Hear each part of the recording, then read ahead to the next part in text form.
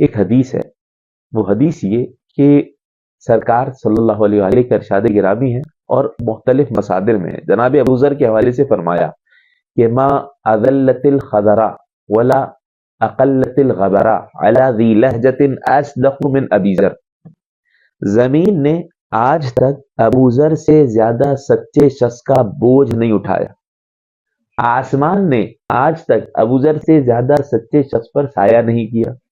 حدیث ہو کے ذہن میں آئی، سوال ذہن میں آئے گا یہ کیا بات ہو گئی؟ علی علیہ السلام بھی تو موجود ہے، امام حسن امام حسین موجود ہیں، خود رسول خدا موجود ہیں، یہ جناب ابو ذر کے بارے میں یہ کہا جا رہا ہے جی کیسی حدیث؟ نہیں، اس حدیث میں امام سے رسول سے ملایا جا رہا ہے۔ کوئی سوال کر سکتا ہے نا؟ جواب سنیے گا، میں ربط کیا ہے اس موضوع سے سنیے، بیان کر رہا ہوں۔ امام جعفر صادق علیہ السلام سے سوال ہوا، اللہم صلی علی محمد، معانی الاخبار میں حدیث ہے، مولا یہ حدیث موجود ہے جناب ابو ذر کے حوالے سے کہ زمین نے آج تک ابو ذر سے زیادہ سچے شخص کا بوجھ نہیں اٹھایا، آسمان نے ابو ذر سے زیادہ سچے شخص پر سایہ نہیں کیا، یہ حدیث موجود ہے؟ امام نے کہا بالکل موجود ہے۔ تو کہا مولا این امیر المومنین، این رسول اللہ، این الحسن والحسین، کہاں یہ سب ہستیاں؟ یعنی ان کے مقابلے میں نہیں لایا جا رہا۔ امام نے کیا بتاؤ سال کے مہینے کتنے ہیں؟ آ گئی بات، 12 مہینے۔ حرمت والے مہینے کتنے ہیں؟ کہا مولا 4 مہینے، ابھی جو 4 نام گنوا دی۔ کہا ماہ مبارک رمضان ان 4 میں ہے؟ کہا نہیں ہے۔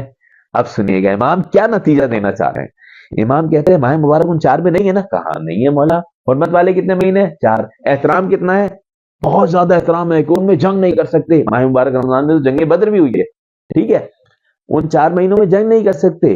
امام نے کہا ماہ مبارک رمضان ان احترام والے مہینوں میں نہیں ہے، مگر اس کے باوجود اس ماہ رمضان میں ایک رات ہے، خیر من الف شہر، یہ 4 مہینے 1000 مہینوں سے بہتر ہے۔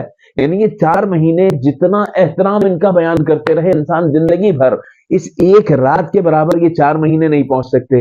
اب امام نے نتیجہ یہ دیا ان اہل البیت لا یقاس بنا احد، ہم اہل بیت کا کسی سے مقابلہ نہیں ہو سکتا۔ جناب ابو ذر، جناب سلمان، جناب مقداد، ان ہستیوں کے جتنے فضائل بیان کرتے رہو اہل بیت کے برابر کوئی نہیں پہنچ سکتا۔